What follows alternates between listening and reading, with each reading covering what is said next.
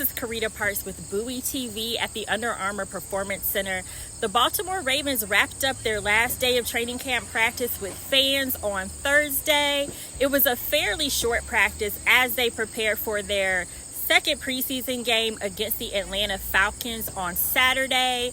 Some things of note: Nate Wiggins, he was back for his second day in a row. Not much changed on the injury front. There were a lot of guys that didn't practice, including Kyle Hamilton, but don't think there's anything going on there. I'm assuming that they are managing him, being that they have a game on Saturday. And although he won't play, there's really not a need necessarily that he had to practice today. In addition to that, we had a chance to talk to special teams this week about the new dynamic kickoff, which we got to see a little bit of that in their first preseason game.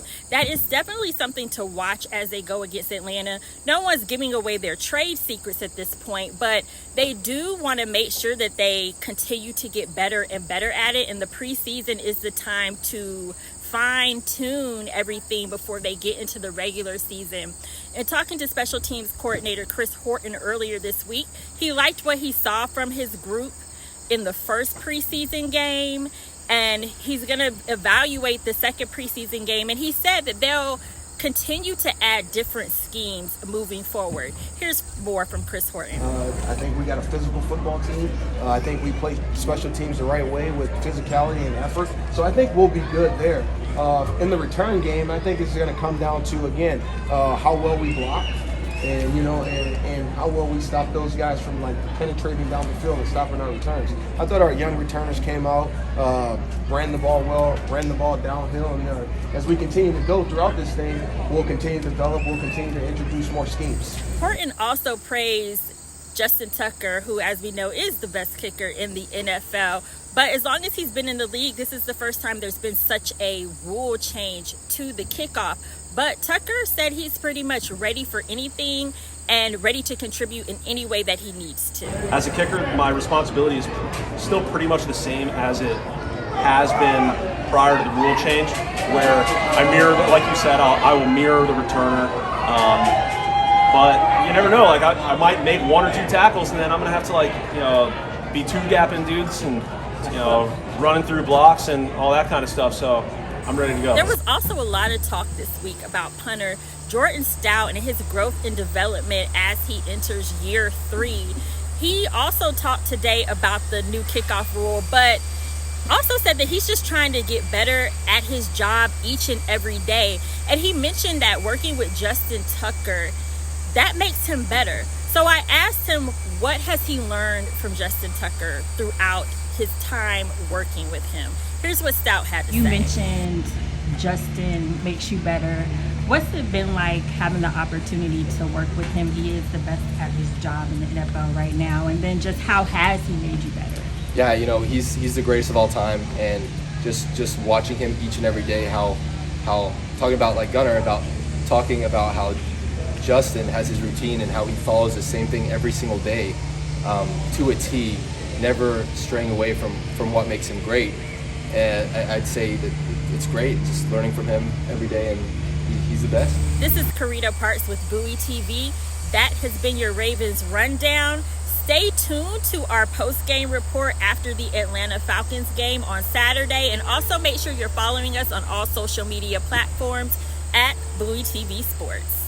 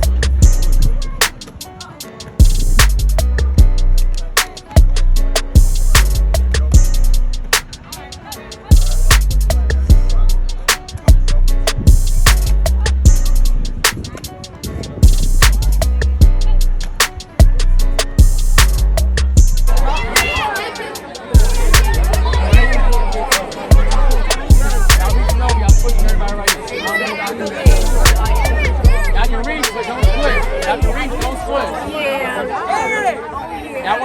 want to ball in the game?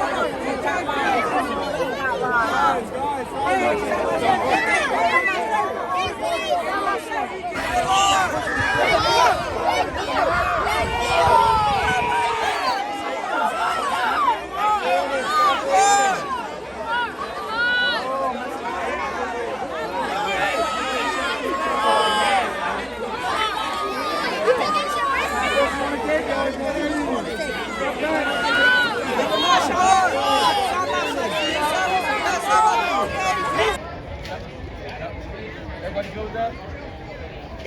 Come your way, Luke. Good. Stay straight even when the ball's in there.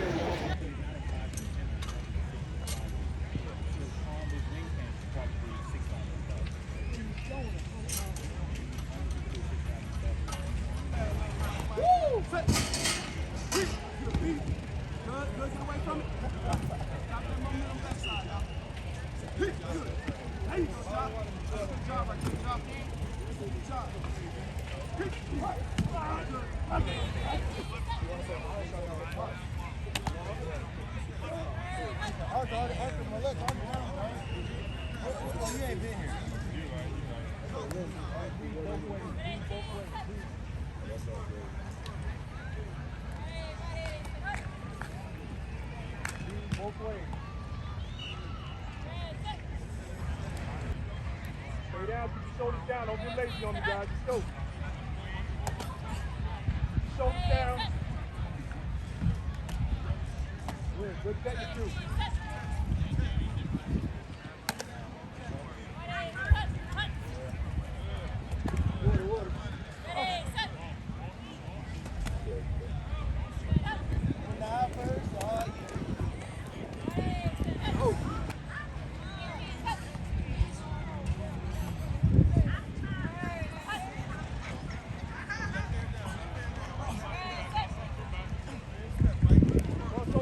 I think when it's all said and done, going into the season, we'll probably have somewhere between 8 and 9 kinds of kicks that we will carry with us, and we're going to continue to develop, that, and then anything else that we can, where we can feel like we can create an advantage for our team. So the landing zone is, it seems like a pretty large area. That 20-yard by, 53 and a third, whatever that exact number is. It seems like a pretty large area, but just based on where you land the ball, you could have one that skips right or left, and then all of a sudden it's out of bounds, and then the ball's being spotted at the 40. If you land the ball at the 21 as opposed to the 19, you could be looking at the starting field position for your opponent being either the 40 or maybe the 12-yard line, depending on what the returner's doing it. So, for it being a large area to land the ball in, you still have to be pretty articulate, pretty detailed with where you're placing the ball. So that's something that we're working on right now. Something we've been working on since the rule went into effect. It's something we're going to continue working on. And I feel like when we come into the regular season, I feel like right now we're ready to go, but especially when we come into the regular season, we're going to have, just like I said before, a pitcher that develops his stuff. We're going to have a lot of stuff ready to go. Justin, as far as your own personal responsibilities going to kickoff, mirroring the return man or whatever it is you do, honestly, how have they changed within you? I think what we're going to see is the kicker is going to be involved as much as he wants to be involved. And for me and for us, we want to dominate on special teams. We want to put our defense in the best position to succeed. We want the offense, we want the opposing offense to have as long a way to go as possible. And a part of that might mean the kicker getting involved from time to time. I think there's definitely opportunities across the board to make plays on special teams. As a kicker, my responsibility is still pretty much the same as it has been prior to the rule change, where I mirror, like you said, I will mirror the returner. But you never know. I might make 1 or 2 tackles, and then I'm gonna have to be two gapping dudes and running through blocks and all that kind of stuff. So I'm ready to go. So I assume you upped your protein diet and try to pack on. My diet's the exact same. I think you guys, I couldn't have been less serious when I said in, I think it was May or June, that I put on exactly 3.8 pounds. And I think Scott Elliott and the guys and girls in the weight room would probably corroborate that I have not been in there any more or any less. Been consistent, but I feel good. I feel good and prepared and ready to step to contact when necessary. Justin, most accurate kicker right now. I mean, ever since you stepped on the field, pretty much all of the kicker rankings, #1 all the way.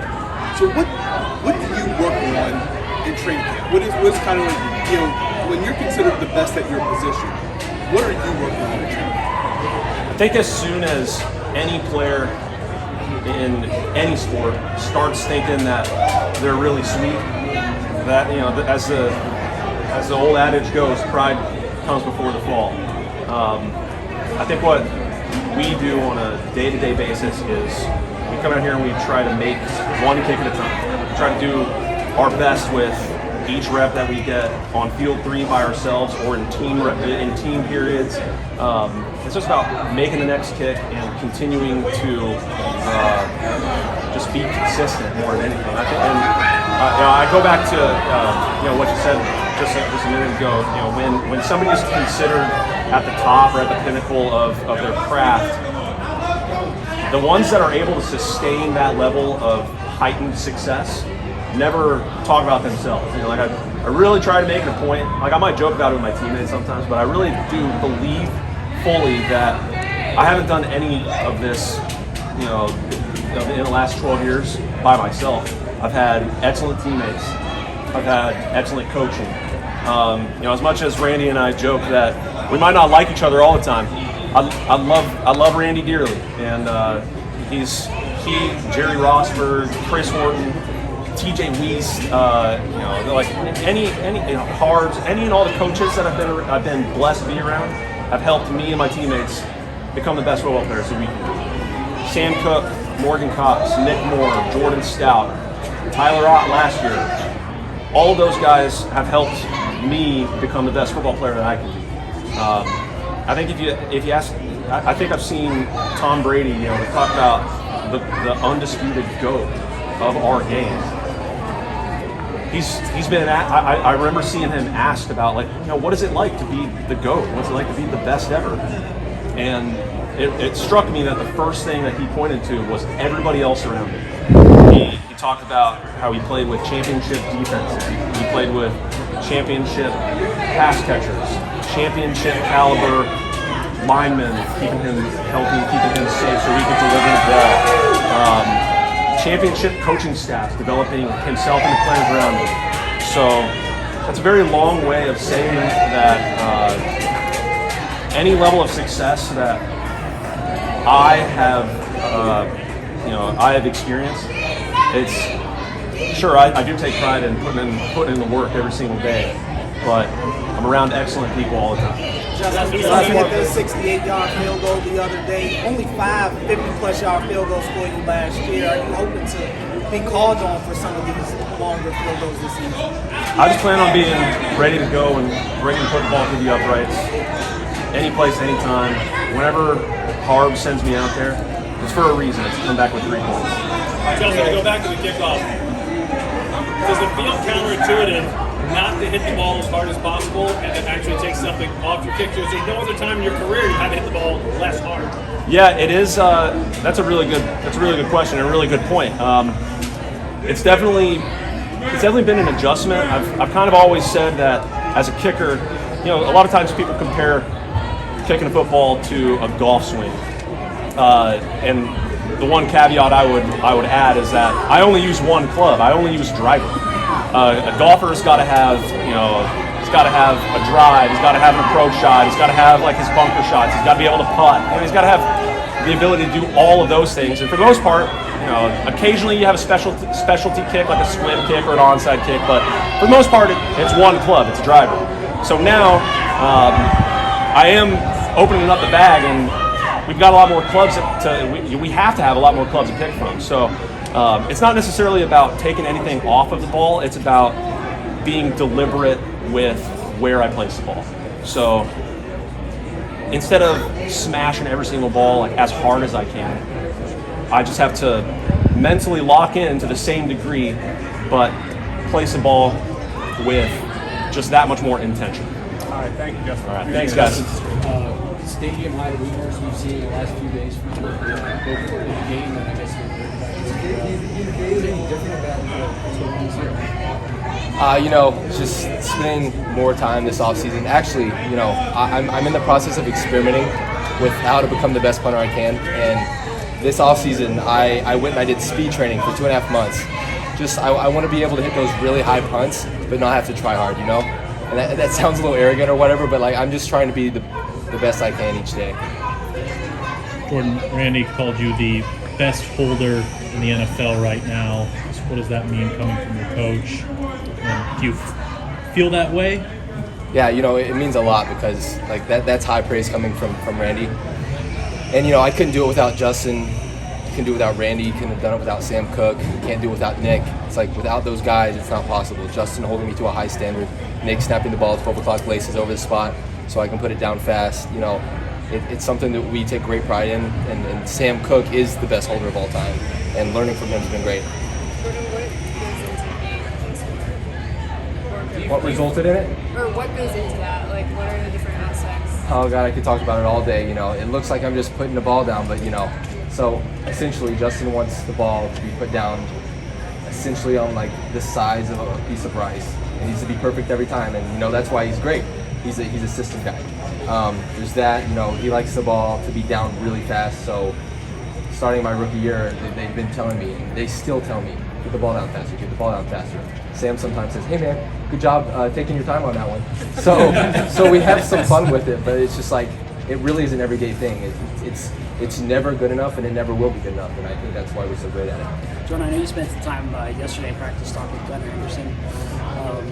They were out here. What was the conversation, and what do you kind of learn from, are you talking ball? What's the conversation? Yeah, we talked a lot about our routine and how we went about our days. I was really shocked to hear that on a game day for them that they have almost every day, it's very routine that he goes and he hits in the cage for an hour and then he stretches for an hour. I'm making that up, but he every second of the day he's doing something on game days, and I'm just how's that mentally on you? He's it's tough, but that's what it takes, and I think that's why he's so great.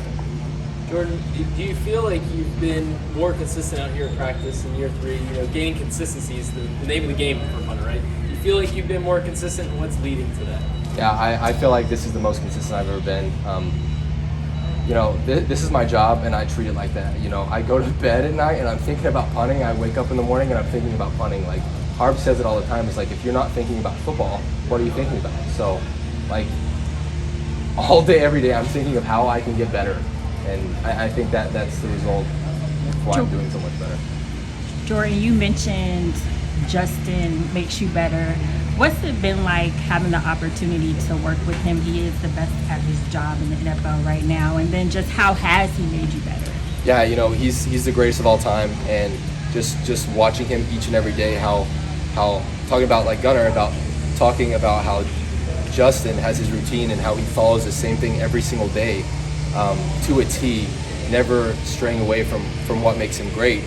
And I'd say that it's great, just learning from him every day, and he's the best. Jordan, you got drafted to replace Sam Cook, a longtime team punter, kind of a team legend, and then he ends up being your coach as well. Can you talk to us about your relationship with him and kind of what he's brought to your game? Yeah, I really do look at Sam like a big brother. Anytime I'm struggling or having a good day, having an okay day, he has advice to give me.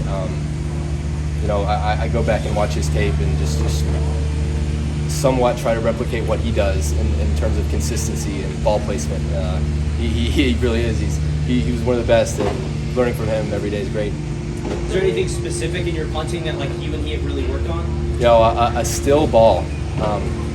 Once I drop the ball, years past, my ball had a tendency of moving in the air, and sometimes that's inevitable. It's going to be windy, it's going to be rainy, things are going to happen, but just trying to reduce all variables.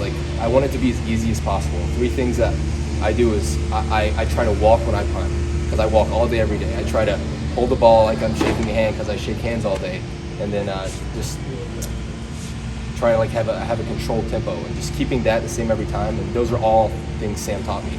Just having all three of those things the same every time lead to success. Chris Jordan was saying that it's a conversation when to add kicking into your repertoire since you did it in college. Is that something that you think about? Is that a goal of yours? Is that something you're just waiting for them to give you the word on? You know, I've come to terms with it. I'm not a field goal kicker anymore, and I'm going to let Justin handle it. But you know, my job is to be ready if something happens, God forbid. But you know, I'll be ready if something happens to Justin, and that's when you all do see me like once or twice a year out there kicking field goals and kickoffs. That's what it's for. Jordan, you said you spent 2.5 months in speed training. Just what does that kind of look like? What is that kind of training? I'm not going to get too technical with it, but essentially it's 4 days a week. I'll wake up in the morning. So I did it in Fort Lauderdale actually, which is great because it usually took up like 3 hours of my day, and then me and my fiance could just lay at the beach, which was amazing. There you go. But yeah, wake up, we'd go in, we do like a short lift. It's all from like a speed position, which is like where your glute is activated and you could like explode out of the position in any moment. Like whether we're doing shoulders, chest, like everything was in that position. Then after that, we go to the field, and you know, I was there with Miles Boykin, Trey Swilling, one of the tight ends for Tennessee, and you know, just competing with those guys the whole time, just trying to be faster than them. And I think that pushed me because I think speed translates really well to like leg speed and punting. And so yeah, that's what it looked like. So the layman's education you could give us on the angle that Jordan holds the football. Take us just a little bit. Very simple. You put the ball down directly straight up and down, and then you tilt it very slightly towards you, and that's how Justin likes it. Very easy in that aspect. You gotta love that. Nick, how does it feel to be healthy, back on the field, working with the unit and everything that comes with it? It feels really good. I'm very excited to be back out here. I know last year was a tough year for me on the sidelines, so I feel really good, really strong, really confident. So I'm just glad to be back out there. Nick, how was your experience with the NFL broadcaster boot camp, and I guess what got you interested in doing it? I had a great experience out there. I learned a lot about myself. I figured broadcasting is way harder than it looks on TV. I have a lot of respect for those guys now, but you know, just last season I wasn't playing, and just kind of figuring out what are some things I'm interested in, trying to set myself up for coach football. And actually, Chad and Tom were kind of the guys that recommended I do that, and applied for the boot camp. And really glad I went, learned a lot, and met a lot of cool guys and very influential people in the media space. So it was very useful, and very glad I was able to get out there. For you, just at what point did you start to feel like yourself, you know, again, and back to normal? I was feeling pretty good during OTAs. You know, OTAs is a different time of year, so I would say like coming back out for training camp, that was kind of like I made it back because that was kind of the hurdle I didn't get to last year. I didn't make it to training camp, so once I got back here, I was really excited, kind of relieved a little bit, and started feeling normal again. So I was glad to be back into a routine, I guess. In practice the other day, I talked to the 68-yarder, and do you guys get excited about those opportunities even in practice? I know there was kind of debate, you know, whether it went in on the field. It went in. 100%. The film supported that. Yeah, the film did support that. One of the referees wasn't paying attention to that. But no, we do. Those are extremely difficult kicks to make. You know, you're out in front of you got fans out here, you got your teammates, you got Harp standing right there behind Tuck. I can see him right through my legs, so it's definitely a very scary kick, and it's really good for us to get that experience because we do attempt those kicks in the game. I mean, the last 2 years I played, we attempted 66 and 67, so we're looking for a 68 this year, I guess. Nick, how have you and Jordan Stout fine-tuned the snap to hold operation? Do you guys go study film? Are there any special drills that you guys do? We watch a lot of tape. We worked together for a while. Last year he was with Tyler, and we were still able to get some work in throughout the season. And then we started working, I guess, in February, right when the season was over, together trying to get our chemistry back. But we watch a pretty good bit of tape, and we're hypercritical of our day-to-day out on the field. So we're I feel like we picked right up where we left off in 2022. Nick, you were coming off injury, and You involved in a trick long snapping that we hear about from some of the long snappers in the league. I have never participated in that. So. Nick, I believe you signed a deal while overcoming through the injury and everything with the Ravens. Just what did that mean to have them trust you to get back and rehabilitate and everything for a small contract? Yeah, Eric was very generous. They didn't owe me anything. I signed a deal in March, and unfortunately in July tore my Achilles. And for them to come in September, right when the season started, and want to re-sign me for an additional year, really spoke to the confidence that they have in me. Put a lot of faith in me, and it kind of gave me at that time I was pretty down. Just had surgery at the beginning of August, so I was in a pretty difficult spot and wasn't playing and wasn't out here with the guys, and was kind of figuring out it's my first time being hurt. So for Eric and John and Mr. Bisciotti to put that faith in me, really hit home for me, and I was very appreciative of that, and I think I showed in my work ethic throughout the last 12 months to get back here. If you don't mind reliving it, what exactly was the play or incident that led to the injury itself? So I was running the conditioning test 4 days before training camp started last year. I was over at McDaniel College, just trying to get a practice in. I was going to have to run it when I showed up at camp, so I wanted to make sure I could do it. And then I was planning to change direction, and when my right foot hit the ground, it just kind of popped a little bit, and I heard it. And I thought that my cleat had kind of maybe separated a little bit, but unfortunately it was not the cleat, and my Achilles tore. So it wasn't a fun experience. All right, appreciate it, Nick. Thank you guys.